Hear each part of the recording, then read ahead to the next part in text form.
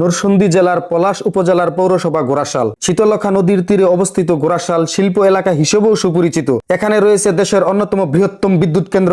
এছাড়া রয়েছে এশিয়ার অন্যতম বড় গোরাশাল পলাশ ইউরিয়া সার কারখানা। গোরাশাল নামটি শুনতে বেশ মজাদার, তবে এই নামকরণের পিছনে রয়েছে মজার ঘটনা, আছে ঐতিহাসিক স্মৃতিও। গোরাশাল নামকরণ ও ইতিহাস সম্পর্কে এবার জানবো। দিল্লির সম্রাট আওরঙ্গজেবের রাজত্বকালে এই এলাকার টেকপাড়ায় শেখ গোলাম মোহাম্মদ নামে এক ক্ষমতার বিচক্ষণ ব্যক্তি বাস করতেন।